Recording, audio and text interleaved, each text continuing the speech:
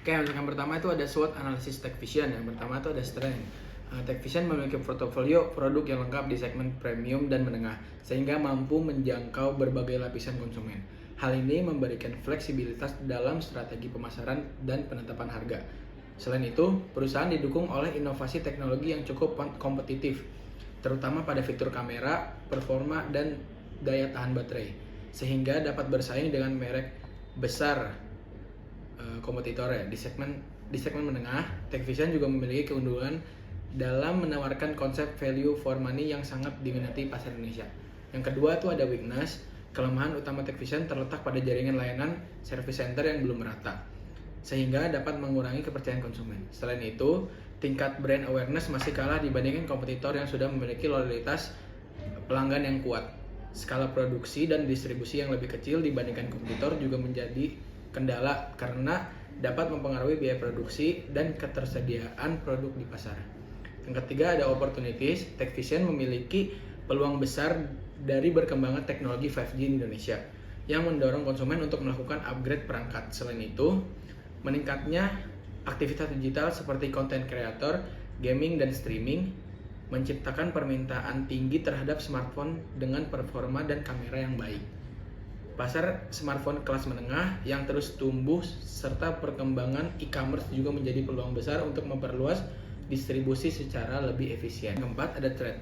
Ancaman utama berasal dari persaingan yang sangat ketat, terutama dari kompetitor yang agresif dalam strategi harga. Di sisi lain, loyalitas konsumen terhadap brand besar membuat konsumen cenderung sulit berpindah ke merek baru. Selain itu, perkembangan teknologi yang sangat cepat menuntut perusahaan untuk terus berinovasi yang dapat meningkatkan biaya riset dan pengembangan serta menekan margin keuntungan. Yang kedua adalah strategi pertumbuhan and soft metrics. Berdasarkan kondisi pasar Indonesia, Tech Vision akan menerapkan dua strategi utama secara simultan. Satu, market penetration atau penetrasi pasar. Mengambil pangsa pasar pesaing melalui pemasaran agresif dan program loyalitas bagi pengguna smartphone menengah dan premium yang sudah ada. Yang kedua ada product development atau pengembangan produk. Meluncurkan fitur spesifik yang relevan dengan kebutuhan lokal seperti optimasi kamera untuk vlogging atau fitur pengisian daya super cepat, misalnya 100 watt, yang menjadi pembeda di kelas lain. Oke, untuk rancangan marketing mix-nya yaitu di produk kita fokus pada durabilitas untuk lini premium dan spesifikasi yang tinggi untuk lini menengah, dan memastikan juga pemenuhan regulasi TKDN agar memiliki citra yang positif sebagai merek yang berinvestasi di Indonesia.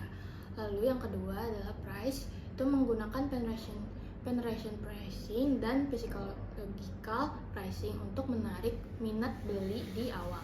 Lalu yang ketiga adalah place, kita menggunakan strategi omnichannel, yaitu memperkuat official store di e-commerce seperti Shopee dan Tokopedia, serta bermitra dengan retail fisik besar seperti Erafon untuk pengalaman touch and feel.